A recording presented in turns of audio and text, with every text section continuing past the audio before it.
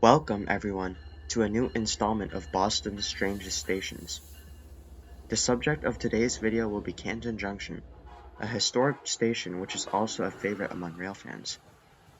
Along the way, I'll be stopping at the Canton Viaduct, a beautiful railroad viaduct dating back to 1835. Let's take a look.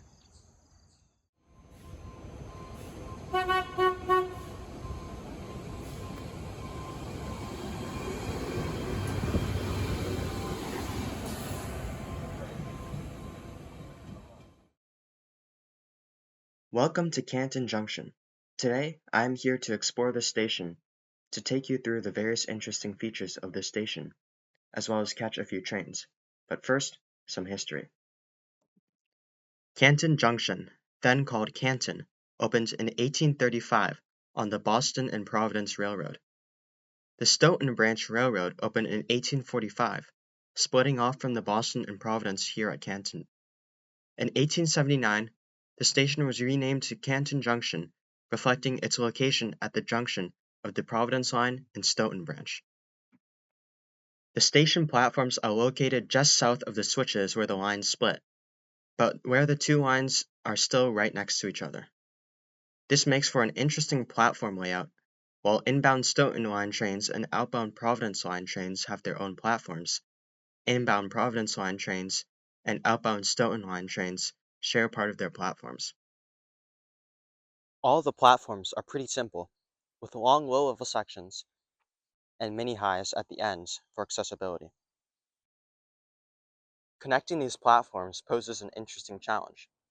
It is not feasible to connect them with grade crossings, since Amtrak trains can pass through here at speeds up to 130 miles an hour.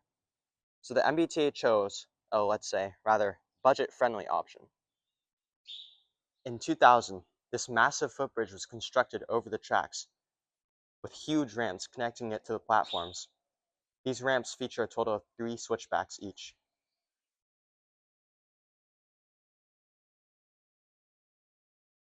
A more aesthetically pleasing part of the station is the station building. Built in 1892, it still stands today, with a lovely stone design. However, an architectural marvel constructed even further back lies just south of the station.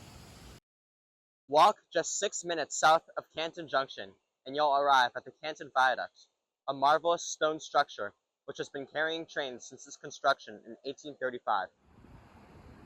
The Canton Viaduct, upon completion, was the longest and tallest railroad viaduct in the world, at 615 feet or 187 meters long, and 70 feet or 21 meters tall.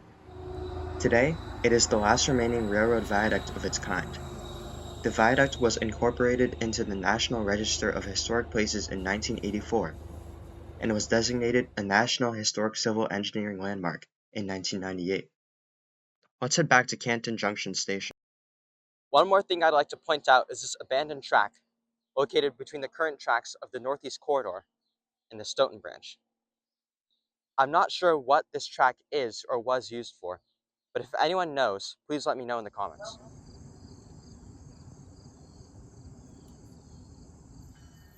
Canton Junction is a popular spot for rail fans, with various railroads to be seen. It is a stop on the MBTA Commuter Rail Providence-Stoughton line.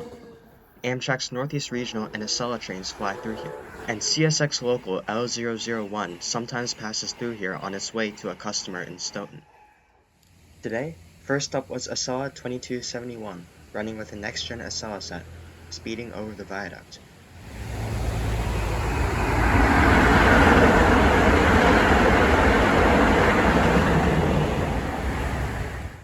An Amtrak Northeast Regional then flew through with the door on the locomotive wide open.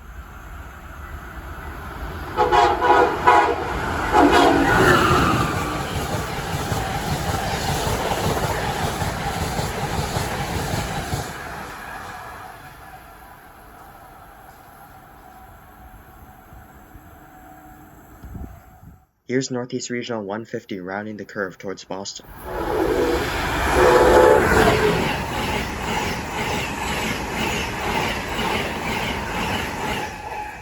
And one more Acela flying over the Canton Viaduct.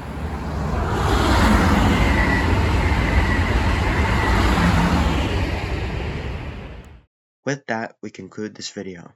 I hope you enjoyed learning about Canton Junction and the Canton Viaduct. Thanks for watching, and I'll see you in the next one.